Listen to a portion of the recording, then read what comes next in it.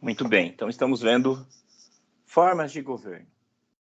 Dentro de formas de governo, nós estamos vendo que há basicamente duas hoje, contemporaneamente, que são a monarquia e a república. Nesta aula, nós estamos dando mais ênfase à monarquia do que à república, mesmo porque para estudarmos mais a fundo a república, a gente precisa de subsídios do sistema de governo, que é o tópico das próximas aulas. Parlamentarismo, presidencialismo, semipresidencialismo, que é a classificação das repúblicas. Então, hoje nós estamos dando mais ênfase às monarquias, que é a diretriz que nós vamos seguir a partir de agora. Vamos dar ênfase a sistemas, a modos de organização política diferentes do nosso. Então, nas aulas sobre formas de Estado, a gente deu ênfase a federalismo, que é mais complexo e a nossa forma de organização. Mas agora, para formas de Estado, formas de governo... Não, isso foi para forma de Estado. Agora, para sistema de governo, forma de governo e sistema político, nós vamos dar ênfase a modos de organização política sensivelmente distintos do nosso. Então, aqui em monarquia, nós vimos as classificações. Monarquia absoluta é aquela em que o governo cabe a um único indivíduo que possui poderes ilimitados para fazer e aplicar leis. Não há uma limitação ao poder do monarca na monarquia absoluta. Na monarquia limitada, também chamada de constitucional por parte da doutrina, nós temos que o poder público não é monopolizado pelo monarca e os poderes do monarca têm limitações. Às vezes, limitações extremas, como no caso da monarquia britânica, em que o monarca não tem nenhum poder político, o seu poder é meramente simbólico, ou em outras monarquias em que há ainda poderes residuais, o monarca ainda toma decisões relevantes, ainda que em menor escala, como é o caso da Espanha. Então, há poderes residuais, podemos chamar assim, do monarca. Também na Jordânia, né, e outros países. Normalmente, uma Constituição limita os poderes do monarca. Às vezes a Constituição, às vezes a legislação ordinária. O fato é que o monarca encontra limitações. Em alguns países, pelos costumes. Isso com relação à extensão dos poderes do monarca. Com relação à sucessão do monarca, nós temos monarquia eletiva e monarquia hereditária. A monarquia eletiva ocorre quando o novo monarca é eleito ou escolhido de alguma forma, seja pelo povo ou por uma assembleia de pessoas qualificadas. Pelo povo é bem raro, tá? A gente tem poucos exemplos em que isso tenha acontecido e geralmente acontece uma vez e não mais. A regra é que na monarquia eletiva, o monarca seja eleito, seja escolhido por uma assembleia de especialistas, pessoas qualificadas, intituladas a escolherem o novo monarca. Já na monarquia hereditária, ocorre quando todos os monarcas vêm de uma mesma família, a família real, e o novo monarca tem laços de parentesco com o antigo monarca, seja descendente, seja colateral, incidentalmente um ascendente. Então, é o parente mais próximo do monarca. O sistema hereditário tem a vantagem da estabilidade, da continuidade e da previsibilidade, como também os fatores estabilizadores internos do afeto familiar e lealdade. Claro que com bastante parcimônia em relação a isso, a tudo isso. Em termos históricos, primeiro na Europa surgiram as monarquias eletivas e aos poucos as monarquias eletivas foram se transformando em monarquias hereditárias. As monarquias atuais da Europa passaram por essa dinâmica histórica. Como assim monarquias eletivas? A partir dos reinos bárbaros. Quando das invasões bárbaras e desarticulação do Império Romano, surgiram diversos reinos do que antes era o território do Império Romano. E esses reinos, chamados de reinos bárbaros, eram conduzidos por monarcas eleitos. Então, como era eleito? Os chefes das principais hordas de bárbaros se reuniam e escolhiam entre si quem seria o chefe, quem seria o novo monarca. quem seria o reino. Era assim que as hordas se organizavam durante a invasão ao Império, e depois que se fixaram em um território, em um determinado território, elas mantiveram essa dinâmica. Então, surgiram casas nobres, surgiu uma nobreza dentro dessas monarquias, e essa nobreza, mantendo a dinâmica das hordas originais, escolhia o novo monarca, não era uma família real. O novo monarca era escolhido entre esses nobres daquele reino bárbaro. Então, originalmente, as monarquias europeias que surgem após o fim do Império Romano são monarquias eletivas. O problema da monarquia eletiva é a instabilidade, a insegurança sucessória. Então, como há uma disputa pelo poder, para se galgar e chegar e alcançar o poder nesse sistema, essa disputa pelo poder não raras vezes se tornava violenta, gerando uma guerra civil internamente dentro daquele Estado. Então, é uma experiência bastante desabonadora passar por uma guerra civil por questões sucessórias. E algo que é absolutamente evitável. Então, historicamente, essas monarquias que eram eletivas foram se convertendo em monarquias hereditárias. Qual a vantagem da monarquia hereditária? A estabilização. Há uma previsibilidade da sucessão.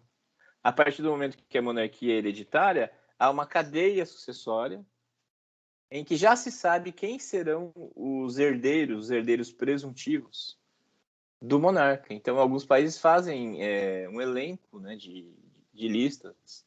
No Reino Unido, por exemplo, eles fazem uma lista sucessória por numeração. Então, você sabe que o número 1 da linha sucessória é o príncipe Charles.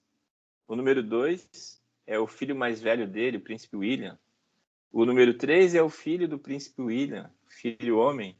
O número 4 é o príncipe Harry, irmão do príncipe William. E assim vai, é uma longa cadeia, né? Sendo que nesse sistema todos os netos do rei têm o título de príncipe.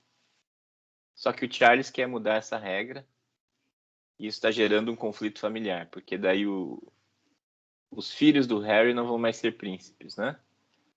Isso está gerando um conflito interno. Mas enfim. Então, a previsibilidade é positiva na monarquia hereditária. Você sabe quem vai ser o sucessor. Não há uma disputa pelo poder e se diminui amplamente a necessidade de uma luta interna pelas vias de fato, uma guerra civil para se chegar ao novo monarca, ao sucessor. Então essa é uma vantagem da monarquia hereditária, não pequena, da monarquia hereditária em relação à monarquia eletiva. Por isso, os atuais países europeus foram quase todos monarquias eletivas em algum momento da sua história. Como a Espanha, como Portugal, como... Não Portugal propriamente, né? Que Portugal surge de uma separação de Castela, mas os reinos visigóticos que existiam na península eram monarquias eletivas. A França, que descende do Império Carolíngio, que originalmente era monarquia eletiva. Então, essa foi a tendência histórica. Então, há essa vantagem não pequena da monarquia eletiva sobre a hereditária. A previsibilidade. Também a continuidade, como eu disse, fatores estabilizadores internos do afeto familiar e lealdade. Por exemplo, isso era muito evidente com os Habsburgo, de que eu falei. Os Habsburgos chegaram a um momento que eles bifurcaram. Surgiu uma casa Habsburgo na Áustria e uma casa Habsburgo na Espanha. E as duas eram muito leais entre si. Então eram duas famílias já que mantinham o nome Habsburgo e elas estavam sempre aliadas, né? Então esse fator não digamos afeto, mas enfim, fatores coesivos da família não é pouco relevante. Também teve uma grande um grande protagonismo na história dos países, sobretudo dos países europeus. Agora, desvantagem da monarquia hereditária é a imprevisibilidade do novo monarca, das características do novo monarca. Você não sabe o que esperar. Pode vir um monarca competente, pode vir um monarca leniente, não tem como saber. Às vezes é um monarca que não se interessa pelos negócios de Estado e que detém todos os poderes. E aí o Estado fica nas mãos de uma pessoa inepta. Não tem como saber. Os Habsburgos sempre tiveram muito poder. Então costumava-se dizer que quando nascia um Habsburgo, Deus jogava uma moeda para cima para saber se ele teria sanidade mental ou não. Porque havia o problema de insanidade mental também nos Habsburgo. E isso era decorrência também dos como falam? Dos casamentos próximos, né? Que geravam defeitos congênitos nos descendentes.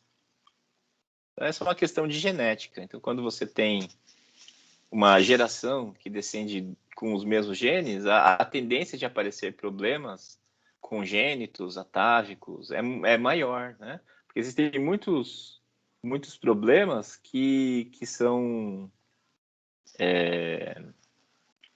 recessivos. Então, o problema não aparece, né? Quando há um outro gene. Agora, quando o gene se repete, o problema aparece. Então, e os Habsburgo faziam muitos casamentos entre si para manter ali o poder, manter a pureza do sangue, como se pensava. E isso gerava gerações e gerações de descendentes dementes. E alguns problemas atávicos, né? Ou não necessariamente problemas, mas características genéticas, iam se acentuando, não chegavam a ser problemas, né? Então, uma característica dos Habsburgo era terem o queixo protuberante. Aí, conforme eles iam se passando as gerações, sempre com casamentos intrafamiliares, os descendentes tinham o queixo cada vez mais protuberante. Então, isso aparece até nos quadros, né? Se vocês olharem, quadros dos Habsburgo, sempre o queixo destacado. Né? E, enfim, então, esse é um problema da monarquia hereditária. Você não sabe o que esperar. Geralmente, os que chegaram ao poder por mérito próprio, por vias próprias, são aqueles mais competentes, aqueles que levam o negócio de Estado a sério. A segunda geração já é um pouco mais leniente, um pouco mais acomodada. A terceira geração não quer saber de nada, né? Só quer saber de usufruir das benesses da monarquia. E larga os negócios de Estado na mão de assessores, na mão de ministros. Enfim. Aí, os tipos de monarquias, né? Os países. Monarquias absolutas, como nós dissemos, são 8. Então, Arábia Saudita, Bahrein, Brunei, Omã, Catar, Santa Sé, Suazilândia. São monarquias absolutas, monarquias que não têm limitação, o monarca não tem limitação. São 6, na verdade, né? Eu falei 8, são 6 países. Agora, monarquias limitadas são 46, como Antigua e Barbuda, Austrália, Andorra, Bahamas, Barbados, em que o monarca encontra limitação. Monarquias eletivas são 8 países, aí sim são 8. Andorra, Camboja, Emirados Árabes Unidos, Kuwait, Malásia, Santa Sé, Suazilândia. E monarquias hereditárias são 44 países. Arábia Saudita, Jordânia, Nova Zelândia, Reino Unido, são monarquias hereditárias. Dentre os países da ONU, né? Claro. E monarquias subnacionais, que são entes subnacionais cuja monarquia é reconhecida pela legislação ou pela jurisdição do Estado. Então, veja, nos Emirados Árabes Unidos existe Abu Dhabi, existe Dubai, Ajman. Na França existe reconhece-se a monarquia de Halo, na ilha de Wallis e Futuna, no Pacífico. Em Uganda, a monarquia da tribo Ankole. E também Buganda, dentro de Uganda. Entre outros exemplos. Então, as monarquias eletivas hoje. Vamos falar agora desses exemplos. Eu vou detalhar esses países, reiterando que a ideia hoje é falar de sistemas que são para nós esdrúxulos, são diferentes, os diferentões. Então, as monarquias eletivas hoje: Andorra, Camboja, Emirados Árabes Unidos, Kuwait, Malásia, Suazilândia, Santa Sé. Na prática, também se costuma colocar o Irã como monarquia eletiva. Por que o Irã? O Irã é formalmente uma república. O nome do país é República Fundamentalista Islâmica do Irã. Antes disso, o Irã era a Pérsia, com a Revolução Fundamentalista. No final dos anos 70, o país se converte em República Islâmica e hoje tem esse nome oficial: República Fundamentalista Islâmica do Irã. Agora, por conta da sua dinâmica particular, alguns cientistas políticos classificam o Irã como monarquia, e uma monarquia eletiva, porque nesse sistema existe a tripartição de poderes, né? O Irã tem o poder executivo, poder legislativo e poder judiciário, só que esses três poderes estão, de certa forma, subordinados ao Supremo Ayatolá. Então, os Ayatolás são os líderes religiosos do país, de orientação xiita. Esses são os Ayatolás, e os Ayatolás elegem entre si o Supremo Ayatolá, que exerce essa função. Então, os três poderes se subordinam a ele, de certa forma, né, dentro de certos limites constitucionais. Vejam só que curioso. Isso tudo estabelecido na Constituição do país. Então, o primeiro Supremo Ayatolá, o guia supremo, foi o Ayatolá Khomeini. Aí, quando o Ayatollah Khomeini morreu, depois de uns 30 anos, como Supremo Ayatollah, ele foi sucedido pelo Ali Khamenei, o atual guia supremo Ayatollah do Irã. E ele é eleito pela Assembleia de Peritos para um mandato vitalício. Então, quando ele foi eleito pelos outros Ayatollahs, pela Assembleia dos Ayatollahs, a gente chama de Assembleia de Peritos, assim como na Santa Sé é conclave cardinalício, no Irã é Assembleia de Peritos. Então ele exerce esse cargo vitaliciamente. Então, alguns cientistas políticos dizem que isso caracteriza uma monarquia. Uma pessoa que exerce um poder dentro do Estado, com uma certa titulação, incidentalmente por um período vitalício. Há muitas afinidades com a monarquia, e alguns cientistas políticos, doutrinadores, classificam o Irã por conta disso como monarquia. Tá? Mas isso não é consensual.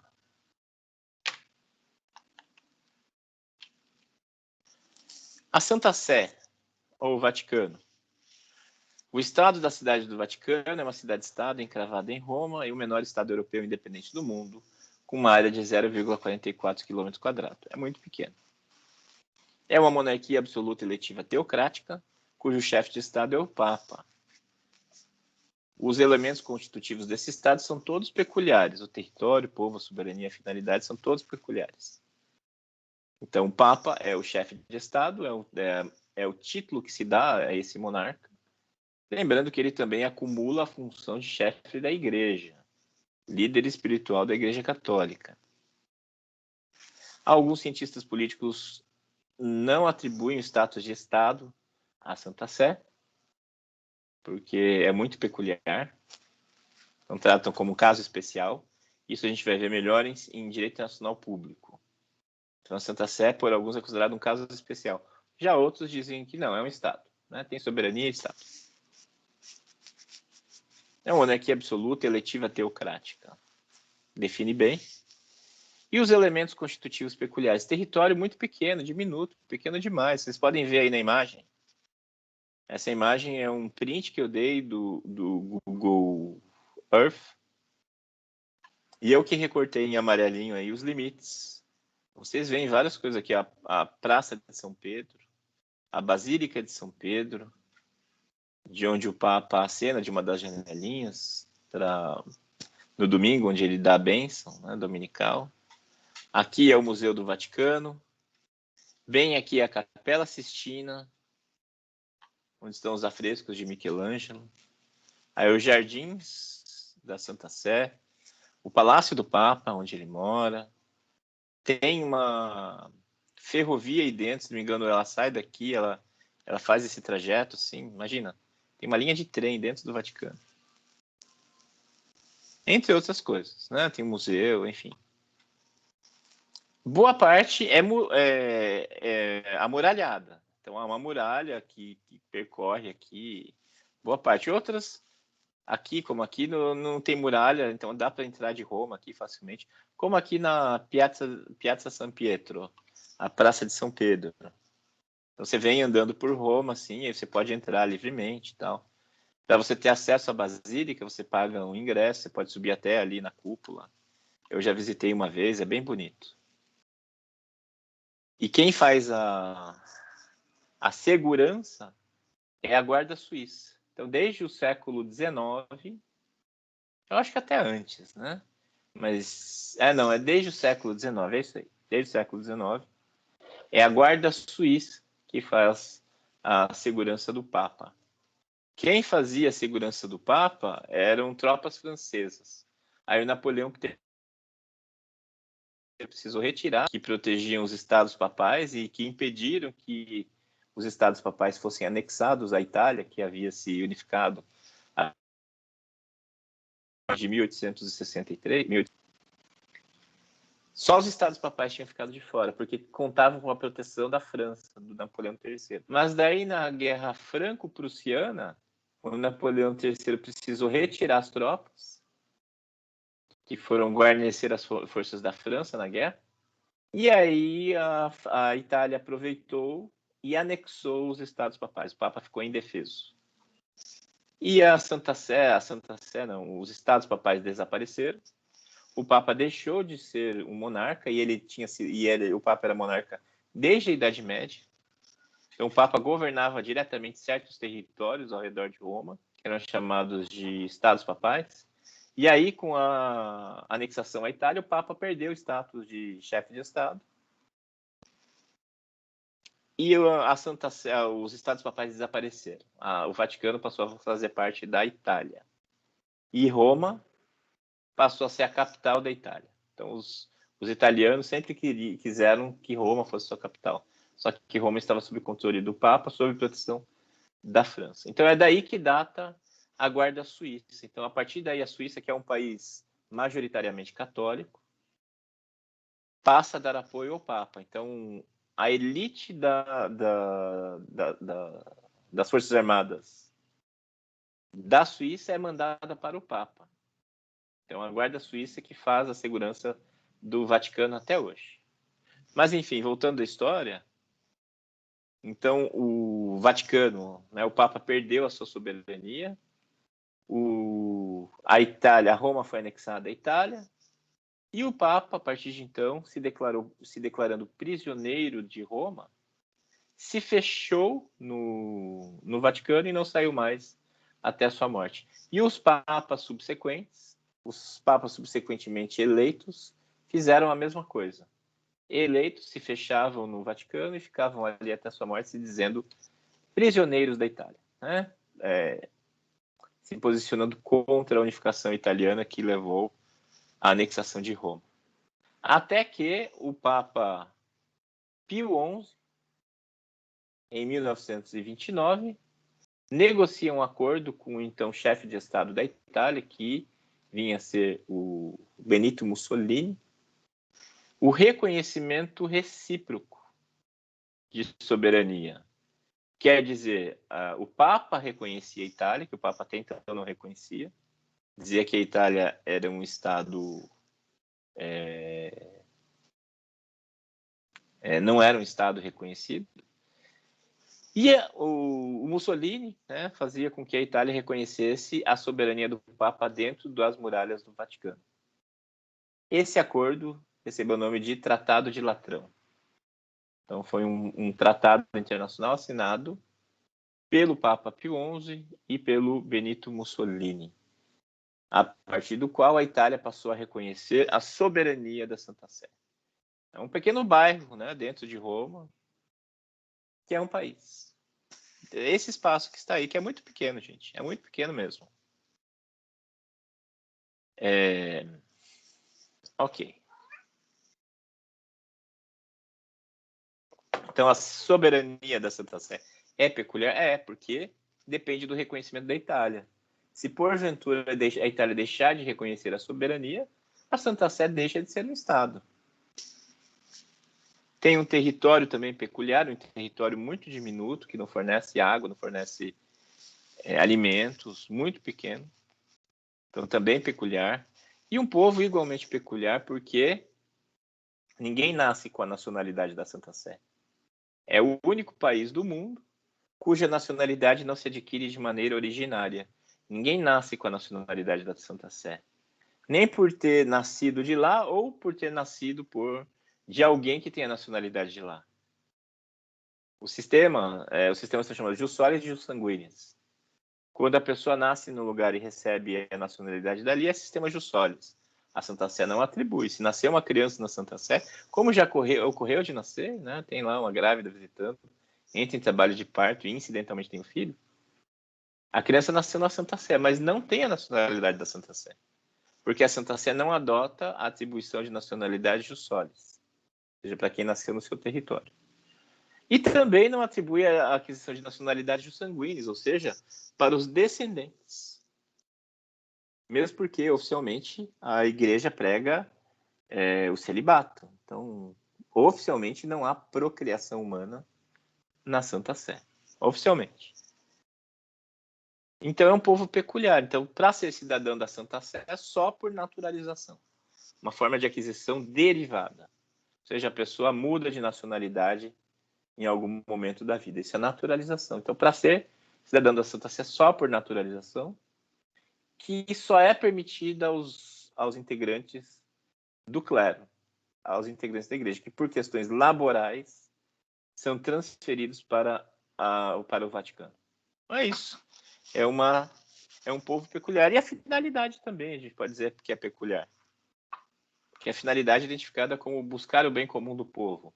No caso, a Santa Sé existe, o Vaticano existe para buscar o bem espiritual da cristandade, e não só dos cidadãos da Santa Sé. Vejam que são elementos constitutivos muito peculiares esses, os da Santa Sé. Aí uma outra representação da Santa Sé, aí um mapinha, né? Então ali, ó, o Museu do Vaticano, a Livraria Apostólica, aqui fica a Capela Sistina, a Basílica de São Pedro, Capela de Santa Maria Regina, Colégio Episcopal,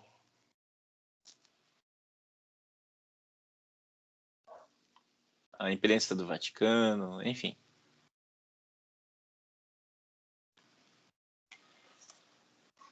Outra monarquia, a Malásia. Então, vocês veem a Malásia aí, né, no mapa mundi, o Sudeste Asiático, ali no Sudeste Asiático, esse país está numa península da Ásia e em uma condição insular, uma parte de uma ilha. Se não me engano, a ilha de Sumatra. Né? E aqui a gente vê melhor a Malásia. Então aqui é Brunei, esse territóriozinho aqui é Brunei, onde tem o sultão. Não sei que cor é essa, salmão, sei lá. Essa cor aqui é a Malásia. E vocês podem ver os entes subnacionais. Terengganu, Sarawak, Sabah, Johor, Perak. Então são o nome das províncias, dos entes subnacionais da Malásia.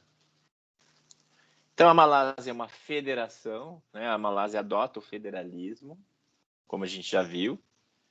A Malásia é uma federação formada por 13 estados federados. São 13 unidades subnacionais, dos quais 9 são monarquias subnacionais. e 4 são territórios federais com governadores nomeados pelo rei. Então, existem os territórios federais com governadores, né? Assim como no Brasil a gente tem territórios também, lá eles têm territórios controlados diretamente pela União, e 9 monarquias subnacionais. Então, são 9 monarquias. E cada monarquia tem um monarca subnacional. 7 deles são chamados de sultões, um deles é chamado de Rajá, e um deles tem esse título aqui, que eu não sei pronunciar, Yang de Petuan Bezar, uma coisa assim. São títulos que se atribuem aos monarcas subnacionais. Então vejam que a Malásia é formada por 7 monarquias subnacionais, mais 4 territórios, né? São no total 13 entes federados. E o rei do país? O rei é eleito para um mandato de 5 anos, entre os 9 monarcas, em um sistema de rodízio entre si. Vejam que curioso, o rei do país é um dos 7 monarcas subnacionais. E no sistema constitucional, eles estabeleceram um rodízio. Quer dizer, quando o rei morre ou abdica, o rei seguinte, né, é eleito por quem? Pelos monarcas subnacionais. Os 7 se reúnem e elegem entre si quem vai ser o próximo rei. Por um mandato, perdão, eu não falei mandato, né? Por um mandato de 5 anos. Encerrado o qual, eles se reúnem de novo e elegem um novo monarca dentre eles, dentre os 7. E assim sucessivamente. E nesse sistema eles já estabeleceram uma tradição que torna o sistema previsível. Eles já estabeleceram um sistema de rodízio, que não está na Constituição, tá? A Constituição não fala qual vem primeiro, qual vem depois, né? Na ordem. Eles estabeleceram por costume. Então já se sabe quem é o próximo monarca. Então, por esse sistema, há um rodízio de 45 anos. Então, o monarca acabou de ser o rei, terminou seu mandato de 5 anos. Dali a 45 anos, ele ou o sucessor dele vai ser o monarca nacional. É um sistema curioso, né? O rei do país é um rei eleito dentre os 7 monarcas subnacionais. Então, eu mostrei ali para vocês, nesse espacinho, vocês estão acompanhando meu cursor aí, acho que dá para ver. Aqui é Brunei, e na pontinha da península, aqui embaixo, é Singapura. Singapura é praticamente uma cidade-estado. Singapura, acho que eu já comentei isso com vocês, mas reitero, Singapura tem a peculiaridade muito curiosa de ter sido o único país do mundo que se tornou independente contra a sua vontade. Ele foi forçado a se tornar independente. É o caso do Brasil, o caso de tantos países que tiveram que ter guerras de independência. O Brasil menos, alguns países mais. Guerra violenta em Angola, pela independência de Angola, em relação a Portugal. A guerra da Argélia para se tornar independente da França. A guerra dos Estados Unidos, né, os 13 países do norte, para se declarar independentes da Inglaterra. Então, tantos países lutaram guerras terríveis de independência.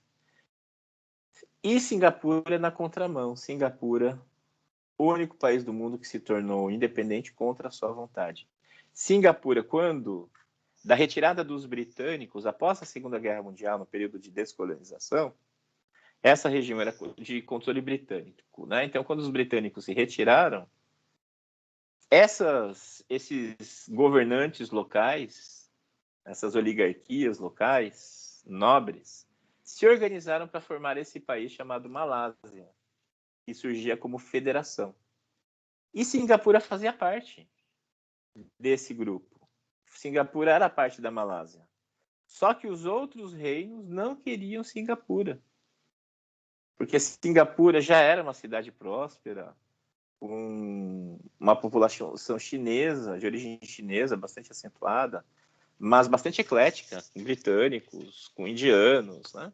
Então, os outros reinos que compunham a federação não gostavam desse ecletismo todo de Singapura, consideravam um risco à sua pureza cultural, étnica, influência estrangeira, né? E daí eles decidiram por expulsar Singapura da federação. Singapura não queria. Singapura até o último minuto queria ser parte da Malásia. Mas Singapura foi expulsa. E contra a sua vontade, hoje, Singapura é uma cidade-estado, né? Um país soberano, pequenininho, porém muito rico. Com IDH altíssimo. E aquela questão de sobrevivência, né? Eles acabam se superando em vários aspectos. O porto mais sofisticado do mundo é o porto de Singapura. Tem inovações tecnológicas que os Estados Unidos estão buscando alcançar nos seus portos, né? Tomando o porto de Singapura como exemplo, né? O porto mais automatizado do mundo. E, ao mesmo tempo, é um governo ultraconservador nos costumes, é um país com bastante empreendedorismo, com um avançado nível industrial, pequenininho, mas bastante industrializado, e também tem uma política de costumes bastante severa. É comum que haja chibatadas, né, como punição, chibatadas em público, como castigo por violações de costume, como beijar em público, né, andar de mãos dadas, essas coisas. Emirados Árabes Unidos. É uma federação formada por 7 emirados. Cada emirado é uma monarquia chefiada por uma família real.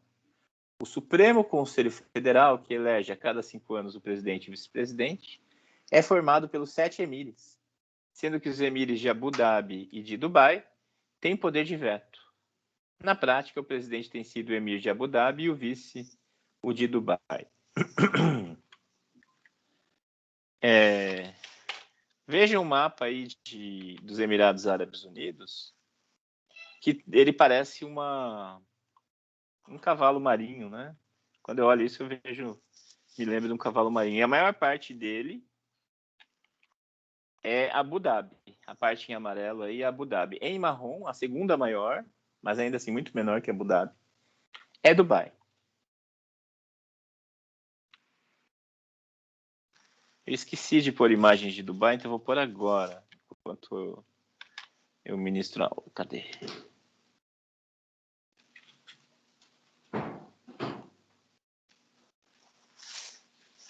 Só um instante enquanto eu faço isso.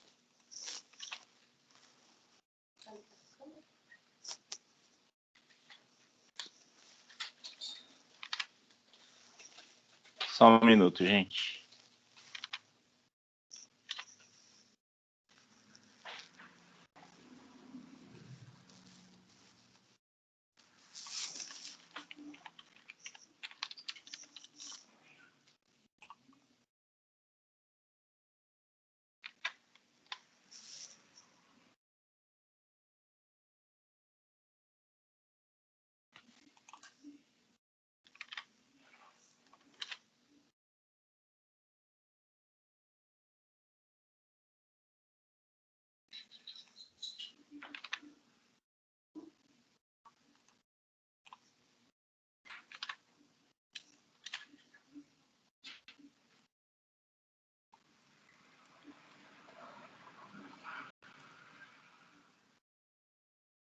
Muito bem. Pus aí umas imagens rapidinho. Aí, algumas imagens de Dubai, né? Então, essa aqui é um conjunto de ilhas artificiais construídas, que é a forma de uma palmeira. Também tem as chamadas Ilhas Mundo, são ilhas artificiais. Esse aqui é o hotel mais luxuoso, o Burj Dubai. Esse aqui, daí tem o prédio mais alto do mundo. Ixi, não coloquei imagem. Aqui uma imagem de cima da cidade de Dubai. Então, é uma cidade bastante próxima. É um ente subnacional e também a cidade, né? Assim como nós temos São Paulo Estado e São Paulo Capital, Dubai também é um emirado, é uma região e também é uma cidade. Então, aqui são imagens da cidade de Dubai, uma cidade muito próspera, que tem muitos méritos, porque... Deixa eu voltar à imagem anterior. Abu Dhabi, que é o maior, é o mais rico também, e essa riqueza vem em função do petróleo. É uma região riquíssima em petróleo. Já os demais Emirados não têm petróleo. Dubai não tem. E o que Dubai conseguiu fazer foi criar um governo, né, bastante competente, que investiu no desenvolvimento da cidade de Dubai como um centro financeiro do Oriente Médio. E aí os petrodólares, né, escoaram para lá e a cidade foi como falar, se modernizando. Então, imagens dos anos 50 de Dubai, assim, né, uma cidade deserta, né? Que não tinha nada, não tinha construções, uma cidade horizontal, plana, muito diferente do que é hoje. Então, por isso eu digo que por méritos próprios, Dubai conseguiu se desenvolver sem a riqueza do petróleo, com apenas a competência de um governo antenado, né, a um projeto, conseguiu chegar a isso. Então, Dubai é o segundo mais importante. O mais importante e mais rico é Abu Dhabi. E nesse sistema, então, que há 7 Emirados, vejam aqui, né? Abu Dhabi, Dubai, Al-Fujairah e outros nomes impronunciáveis, Ajman é pronunciável ainda, são todos menores. Esses 7 Emirados reunidos formaram um país chamado Emirados Árabes Unidos. Eles estavam sob controle britânico até a Segunda Guerra Mundial e logo depois, ao longo dos anos 60, se tornam independentes. Então, os 7 se reúnem e formam um país. E no sistema que eles criaram, estabeleceu-se uma monarquia eletiva. Então, o monarca do país, o monarca que governa o país chamado Emirados Árabes Unidos, é eleito entre eles, entre os 7 emires. Então, a cada 5 anos, os 7 emires se reúnem e elegem o monarca nacional, cujo título, olha só que curioso, é presidente. Eles atribuem o título de presidente ao monarca nacional, o que é um contrassenso, né? Porque presidente é um título específico do presidencialismo, né? Então eles chamam de presidente o seu monarca nacional. Mas não se engane, se vocês virem na imprensa aí, o presidente de Dubai, ele é um monarca, com a peculiaridade de ser chamado de presidente. E além de presidente, ele é monarca do seu emirado. Ele é emir na sua região. Ele é um monarca subnacional. Então, 7 emires a cada 5 anos se reúnem para eleger o monarca nacional. E tem sido sempre, por tradição, o monarca de Dubai, o emir de Dubai, eleito presidente, e o emir de Abu Dhabi, falei errado, o emir de Abu Dhabi eleito presidente e o emir de Dubai eleito vice-presidente. Então, eles estabeleceram essa dinâmica. O presidente é sempre o de Abu Dhabi e o vice-presidente tem sido sempre o de Dubai. Isso por tradição, né? Isso não está na Constituição deles. Enfim. As imagens de Dubai são muito bonitas, né? Fico imaginando como é viver numa ilha dessa, porque são casas aqui, né? Daí tem centros comerciais. É muito curioso.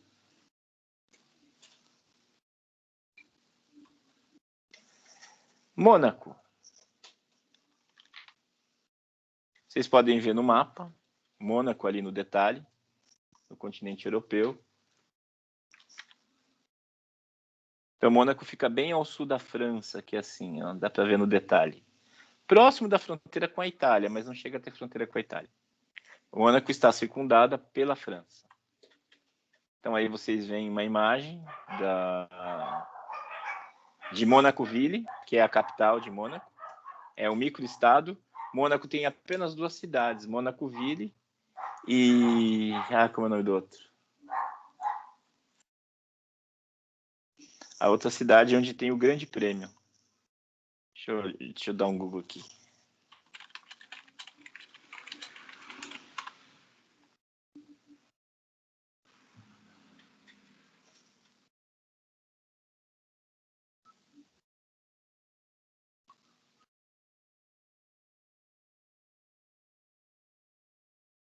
Monte Carlo. Então é Mônaco-Ville e Monte Carlo. São as duas cidades que compõem um paizinho chamado Mônaco. Em Monte Carlo é o circuito de Fórmula 1 e é o único circuito, ou o último circuito de rua da Fórmula 1. Antigamente, bem antigamente, havia vários circuitos de rua, ou seja, fecha-se a cidade e os carros transitam por ali. E aí se manteve por tradição, né, por prestígio, por antiguidade, o Grande Prêmio de Mônaco como sendo um circuito de rua. Então fecham-se as ruas de Monte Carlo e os carros fazem a corrida ali no circuito de rua. O Ayrton Senna era chamado de Rei de Mônaco, né?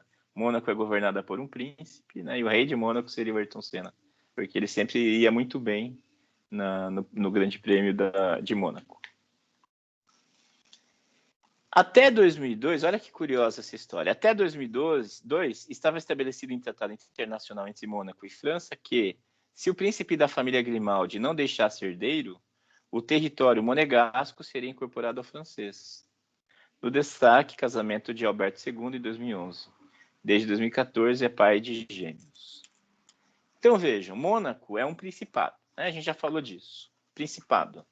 Na nomenclatura antiga, principado era um estado satélite de outro, um estado dependente. Então, Mônaco era um principado dependente do reino da França.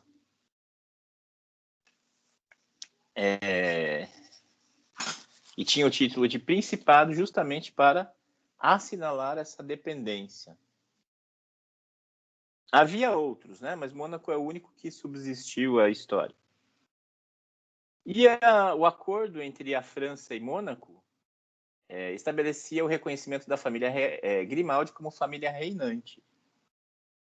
Então, nos anos 50, a família Grimaldi esteve em destaque com a questão da Grace Kelly, que era uma atriz de Hollywood muito famosa, que se tornou princesa de Mônaco, se casou com o príncipe da época, né? E é a avó do príncipe Alberto, né? O Albert, que vocês veem aí no destaque. Eu ia falar?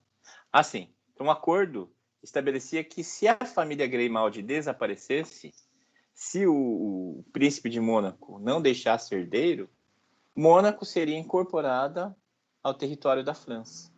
Mônaco perderia sua soberania, estava estabelecido em tratado entre os dois países. Ok, esse tratado existe há séculos, né? E vinha sendo cumprido. Aí o que aconteceu no final dos anos 90?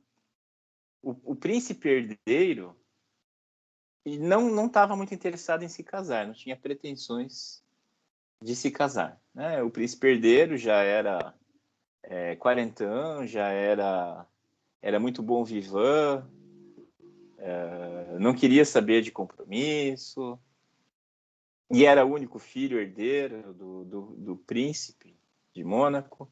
Então havia uma preocupação legítima com o desaparecimento do país. Pensem bem, se o sujeito não está interessado em casar, em deixar descendência, o país desaparece.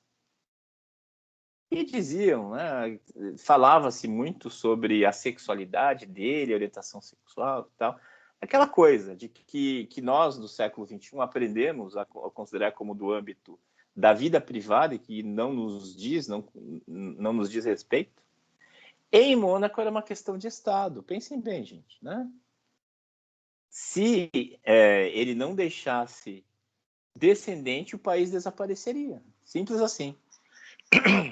Então, tudo isso que a gente trata como questões de foro privado, em Mônaco era uma questão de interesse público, da mais premente. E o príncipe não estava nem um pouco interessado em se casar, né? Aí, por conta disso, Mônaco pressionou a França aceitou, de reverem o tratado e suprimiram essa cláusula. Suprimiram a cláusula, né, de que se não deixasse descendente, Mônaco seria anexada à França. Ok, aí desaparecida essa pressão, o sujeito se encaminhou. Em 2011 ele se casou e em 2014 ele teve filhos, né? Não por falta de um, teve 2 filhos, teve filhos gêmeos. E a questão se resolveu.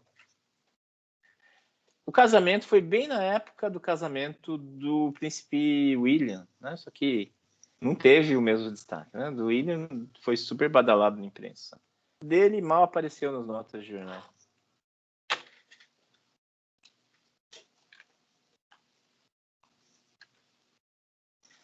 Andorra. Andorra é um país também, um microestado, um pequeno país, encravado nos Pirineus, nas montanhas entre a França e a Espanha. Ali são os Pirineus. Então, ali no mapa vocês veem o destaque no mundo, na Europa, e dentro da Europa ali o destaque bem onde é a fronteira entre França e Espanha. Então, Mônaco é um país com origens medievais ali, encravado entre a França e a Espanha. Como que um paísinho tão pequenininho subsistiu a França e a Espanha? Nessa região aí, na fronteira entre a França e a Espanha, existiam vários países.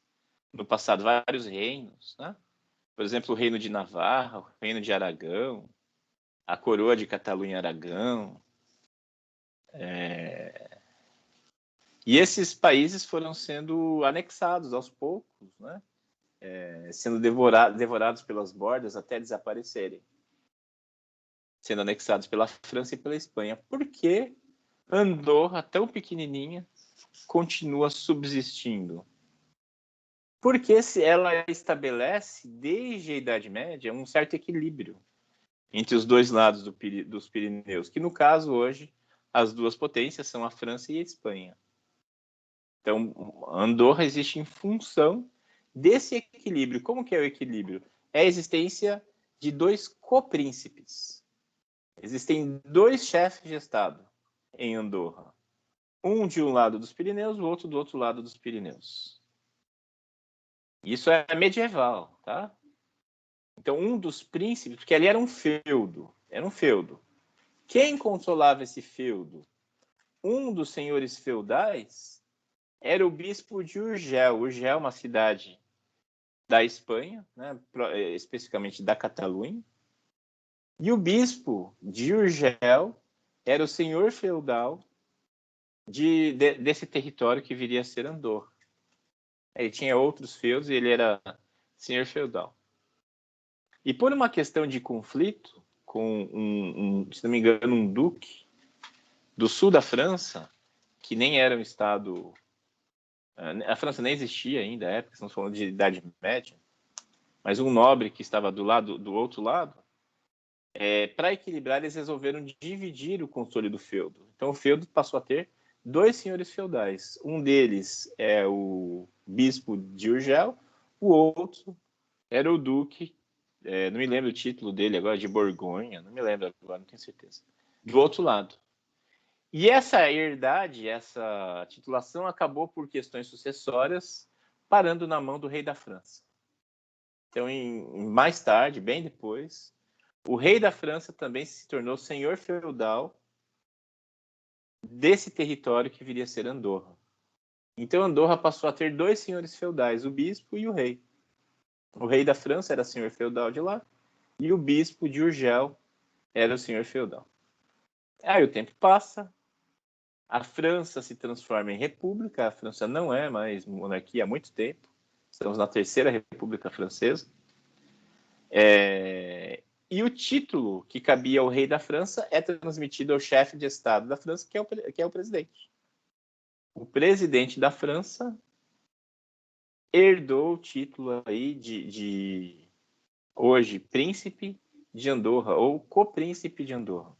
Então, Andorra, quando se estabelece como Estado soberano, ele passa a ter dois chefes de Estado. Um dos chefes de Estado é o bispo de Urgel, o outro chefe de Estado é o presidente da França. Complexo, né, gente? Como eu disse, são sistemas bem peculiares, muito diferentes do nosso. Então, a gente pode dizer que Andorra é um resquício medieval. Sistema medieval, e há esses resquícios em várias instituições do país Andorra. Mas o mais evidente é isso, a existência de dois copríncipes. E esse sistema é classificado como de monarquia eletiva. Monarquia eletiva. Alguém escolhe o monarca, né? Não é hereditário, alguém escolhe o monarca. No caso do bispo de Urgel, quem nomeia o bispo é a Igreja Católica, com seus procedimentos. Então, a Igreja indica o bispo. E o bispo de Urgel é imediatamente transformado em chefe de Estado em Andorra. A população francesa elege o presidente da França. O presidente da França é chefe de Estado da França e automaticamente chefe de Estado em Andorra, junto com o bispo de Urgel. Curioso isso, né, gente? É um sistema eletivo aí bem peculiar. Medieval mesmo. E assim como esse, há vários institutos medievais em Andorra. O sistema jurídico deles não é nem common law, nem civil law, nem sistema anglo-saxônico, nem sistema de romano-germânico. É um sistema consuetudinário, um sistema tradicional, que exerce justiça por meio de um sistema de jurisdição. E outros institutos, né? É um país bem peculiar esse.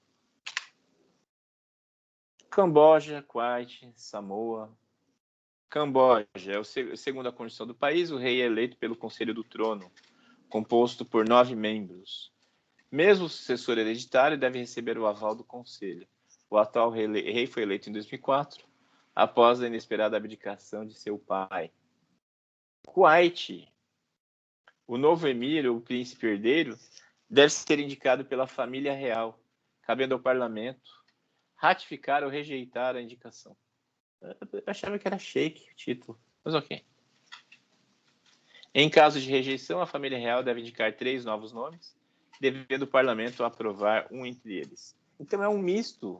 Kuwait é um misto de monarquia hereditária com monarquia eletiva. Hereditária porque o nome vem de uma família real, eletiva porque esse nome tem que ser ratificado pelo parlamento. Então é um misto dos dois sistemas. E o parlamento pode mesmo rejeitar o nome. E aí, como nós vimos, se o nome for rejeitado, a família real vai enviar outros 3 nomes e o parlamento é obrigado a aprovar um deles. Samoa. O país se converteu em república. Não é mais uma monarquia. Após a morte do rei em 2007, o chefe de Estado passou a ser eleito pelo parlamento para um mandato de 5 anos. O atual chefe de Estado é um ex-primeiro-ministro. Então, Samoa é um país que se converteu em república. Embora se diga que Samoa esteja se revertendo à monarquia aos poucos. E aquele ex-primeiro-ministro que virou chefe de Estado seria já, na prática, o monarca do país. Então, há discussões a respeito. As monarquias da Commonwealth, de que a gente já falou no seminário, eu vou falar por alto só para assentar algumas coisas. A Commonwealth of Nations, em português Comunidade das Nações, é a sucessora da antiga Comunidade Britânica. A Comunidade Britânica congregava colônias e ex-colônias britânicas. Aí ela mudou de nome para Commonwealth. A Commonwealth hoje é uma organização internacional que estabelece a cooperação internacional entre esses países, entre as antigas colônias britânicas que se tornaram países independentes, com exceção dos Estados Unidos, que não quiseram fazer parte, por motivos óbvios, e o Reino Unido. Né? Então, basicamente, uma estrutura em que esses países mantêm vínculos com a antiga metrópole. E a Commonwealth estabelece uma cooperação em matéria jurisdicional, matéria econômica, comercial, legal, no sentido de buscar a uniformização legislativa. Alguns países da África aplicam normas britânicas, então, quando é editada uma norma britânica, alguns desses países submetem essa norma ao seu parlamento e ela passa a vigorar no país. É um sistema bastante cômodo. Então, atualmente, a Commonwealth of Nations é formada por 53 países. Das colônias, né, das antigas colônias, um foi desligado da Commonwealth, que foi... como é o nome do país? Suazilândia, Botsuana, o Zimbábue. O Zimbábue foi desligado, é aquele vácuo que está aqui na África. porque por medidas antidemocráticas de seu governo. E Moçambique, que é de colonização portuguesa, pediu para fazer parte, né? Integrou. Então são duas exceções, uma ex-colônia que não faz parte e uma ex-colônia que não era britânica, que era portuguesa, que faz parte. Então eles estabelecem mútuos benefícios comerciais, harmonização de políticas e assistência educacional, entre outros fatores de integração, como os Jogos da Commonwealth. Então, para muitos países, os jogos mais importantes são os da Commonwealth, não os Jogos Olímpicos. Os da Commonwealth são levados mais a sério por eles. Desses 53 países, 16 fazem parte das chamadas monarquias da Commonwealth ou reinos da Commonwealth. Commonwealth Realms, eles chamam em inglês. São monarquias constitucionais com o monarca do Reino Unido como seu próprio chefe de Estado simbólico. Isso, no entanto, não significa que os governos desses países estão unidos. Mesmo com um chefe de Estado compartilhado, os países e seus governos são totalmente separados e independentes.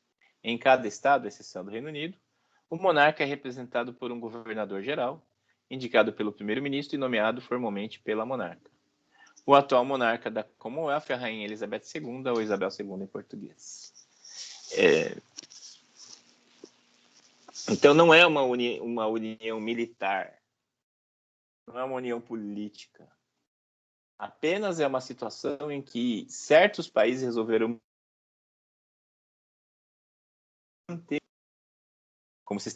como forma de governo e manterem um monarca britânico como seu chefe de Estado. Por que um país faria isso? Né? É meio ilógico. O país se torna independente e mantém o chefe como chefe de Estado, o chefe de Estado da sua metrópole.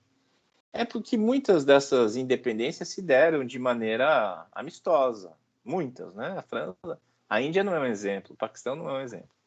Mas em vários desses países, como o Canadá, como a Austrália, foi uma independência amistosa.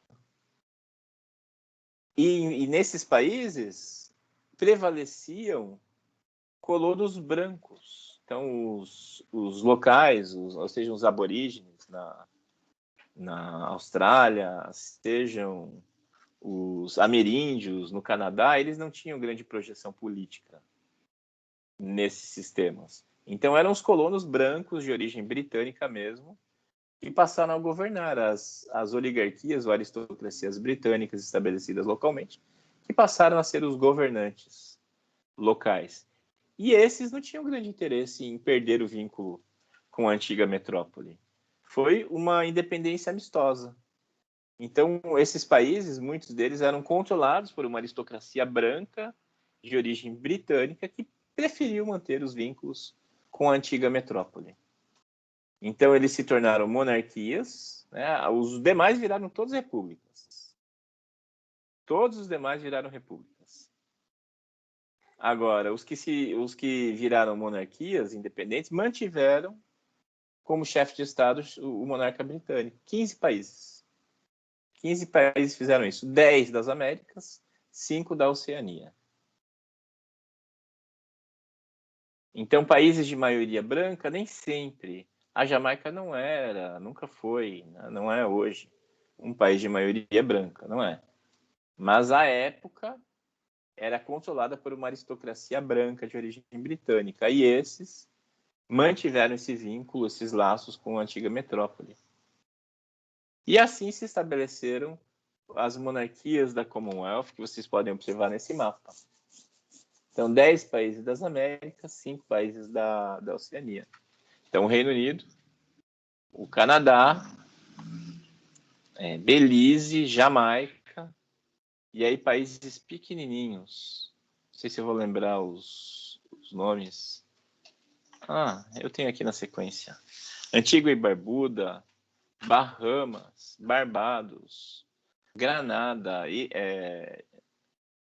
São Cristóvão e Neves, Santa Lúcia, São Vicente e Granadinas.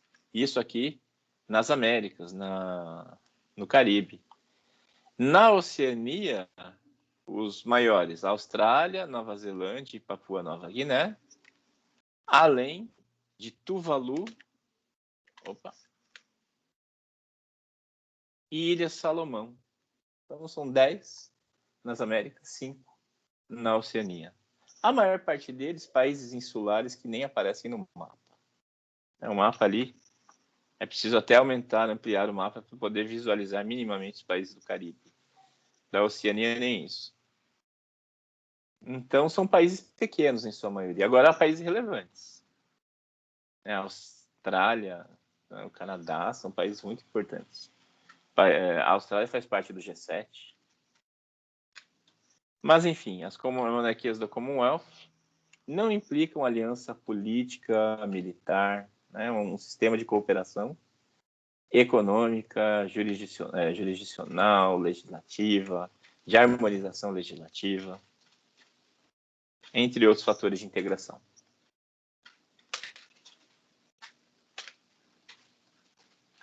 E aí vamos encaminhando para o fim, sintetizando o que nós vimos até aqui. Então, nós temos a monarquia pelo critério de limitação do poder, que pode ser absoluto ou limitado. Absoluta, três exemplos, Arábia Saudita, Santa Sé e Brunei. Ou limitada, como Reino Unido, Kuwait e o Japão.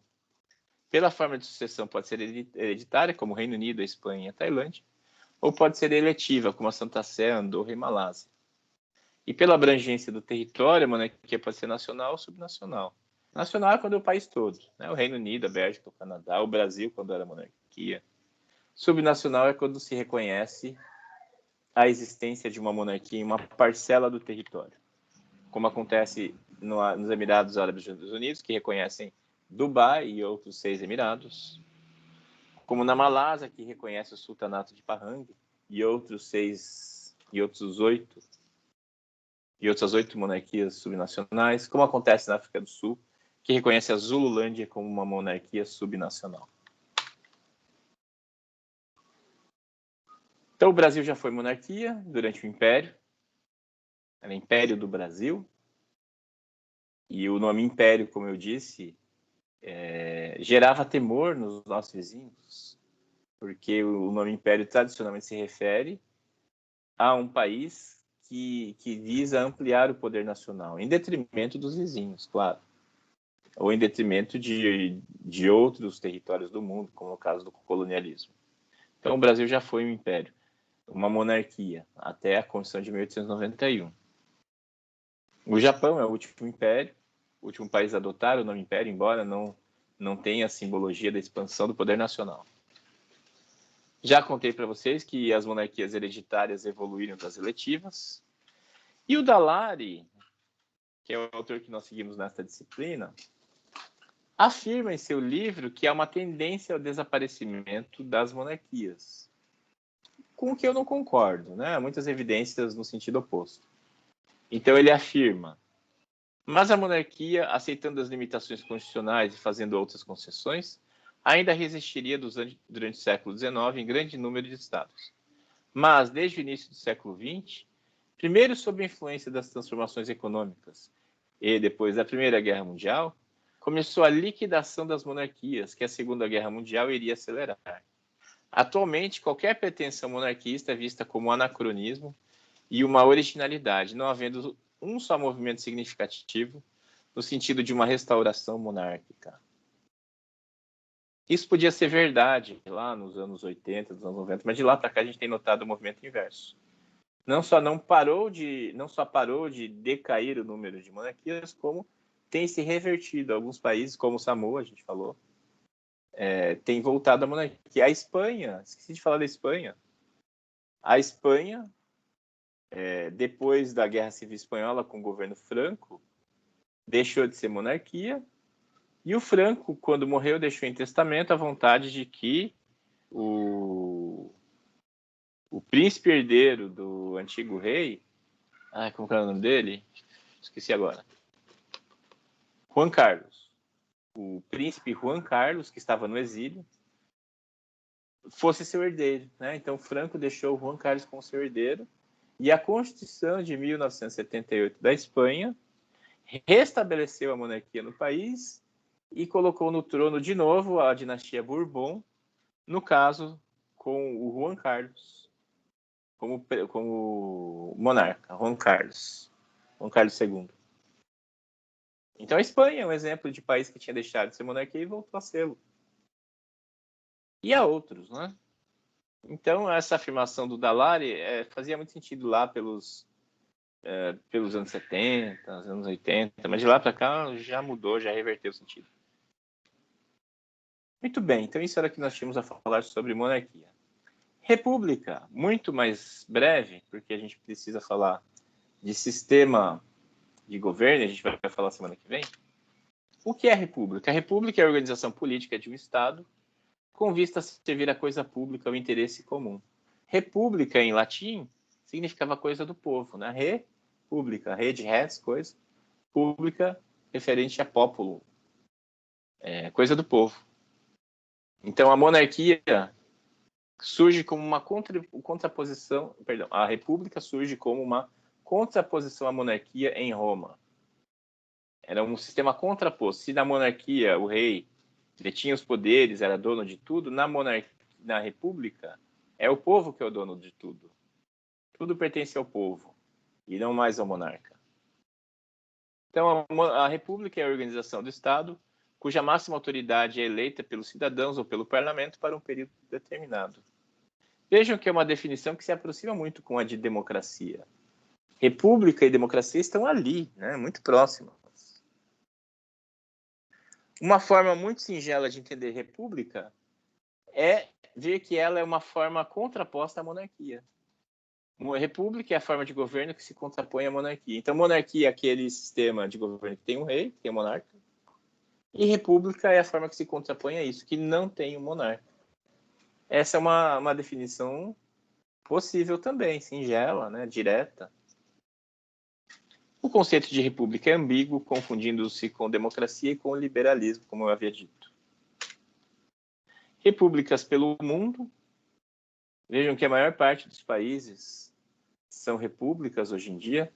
Então, se há 53 países que são monarquia, há cerca de 140 países que não o são.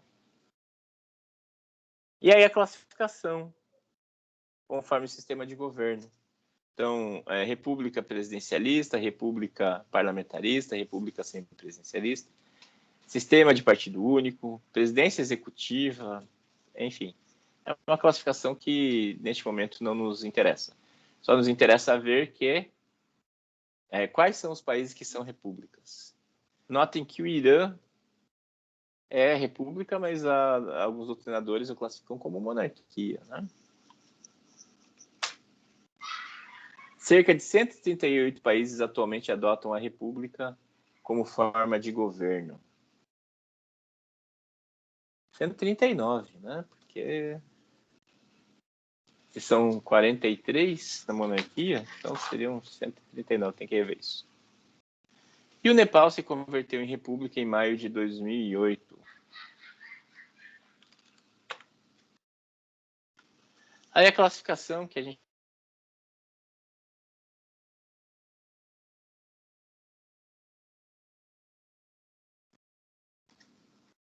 Oi, turma. Estou aqui ainda? Parece que eu caí. Tá sim, professor. Obrigado. Então, a classificação: República Presidencialista, Estados Unidos, Brasil, Uruguai. Que a gente já falou do Uruguai, um sistema peculiar. Países da América Hispânica, todos. Diversos países da África. Na Europa, apenas um país, que é a Bielorrússia, ou Belarus. Na Ásia, o Cazaquistão, Irã, Coreia do Sul. Cerca de 73 países são repúblicas presidencialistas. Repúblicas parlamentaristas, cerca de 31 países, como Alemanha, Itália, Irlanda, Áustria, Grécia, Finlândia. Diversos países do leste europeu. A Índia, que é a maior república parlamentarista do mundo, com 1 bilhão de habitantes. A Turquia, o Iraque e a Etiópia. Repúblicas semipresidencialistas. A França, a Rússia. Portugal, com uma particularidade, né, que se chama de semipresidencialista, mas a doutrina tem classificado como parlamentarista. A Ucrânia, a Romênia, Bósnia e Herzegovina, Mongólia, Iêmen, Argélia, Paquistão. Egito, que é o sistema atual, com a nova Constituição. Angola, Namíbia, cerca de 22 países. E república com sistema de partido único, pegando aqui a questão de regime político, 7 países. A China, Cuba, Coreia do Norte, Vietnã, Laos, Síria, Turcomenistão. São países que a gente classifica como sistemas de partido único. Antigamente se classificava como países socialistas, né? Mas essa classificação tem perdido voga ultimamente. Turma, caiu o meu PowerPoint, é isso? Aqui dá para ver, professor. Dá para ver? Parou de aparecer para mim. Mas ok, Luiz, obrigado.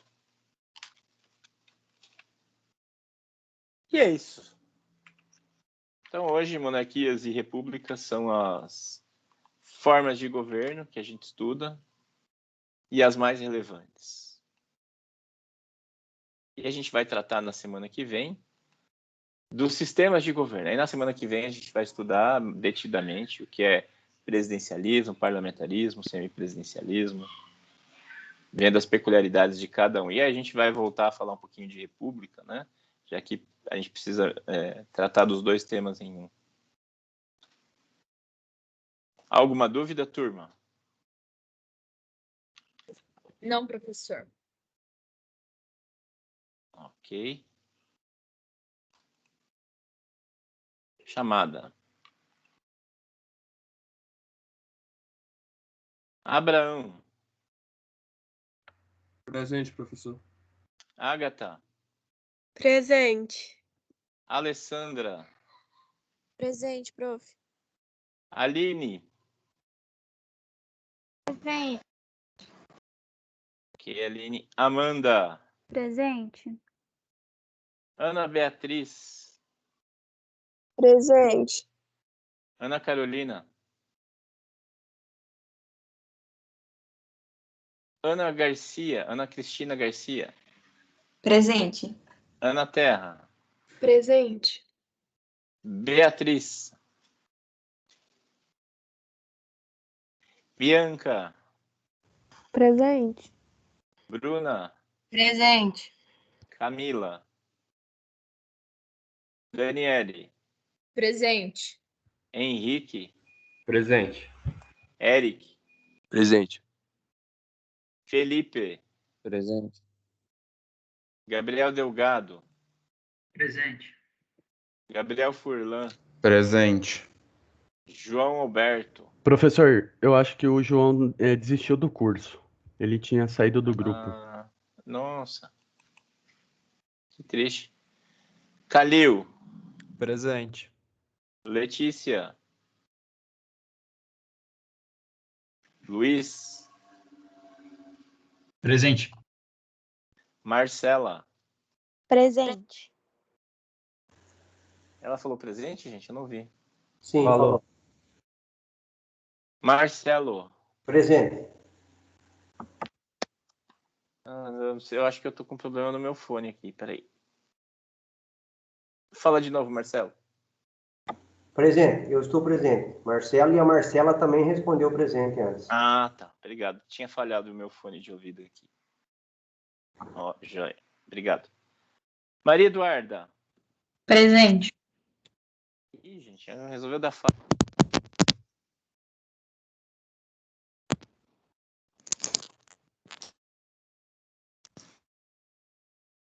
Fala de novo, Maria Eduarda, por gentileza. Presente, professor. Olha só, será que não estava com essa falha a aula inteira e alguém me chamou e eu não vi? Se foi isso, peço desculpa. Estou me tocando agora. Maria Luísa. Presente. Mariane. Presente. Milena. Presente. Nagibe. Natália. Presente. Otávio. Presente. Pamela. Presente. Paulo. Presente, professor. Raíssa. Presente. Robson. Presente. Yasmin. Ives. Presente. Professor, a Ana Carolina comentou que está presente. Ana Carolina. Ok. Obrigado. Mais ninguém, né? Não, somente. Obrigado. Antes de encerrar, só uma questão aqui, ó. Ixi, o pessoal já debandando. Tudo bem. Data da prova. Eu mudei a data. A data foi para 17 de julho. Então, 17 de julho será a nossa prova. Lembrando que eu tenho férias, né? Na semana seguinte. Então, eu vou fazer atividade remota nos dias 24 e 31 de julho. No dia 17, então, é a nova data da nossa prova do terceiro bimestre. Ok, gente? Perfeito. Ok, professor. Obrigado, gente. E, Bom fim de professor, semana. Essas Valeu, professor. atividades, essas Perfeito. atividades professor. remotas, Eu também, abraço. Abraço, essas gente. atividades remotas vão ter algum tipo de presença? Entregando presença. Ah, sim. Entendi, obrigado. Bom dia. Nada. Você também. Bom fim de semana, gente. Tchau, tchau.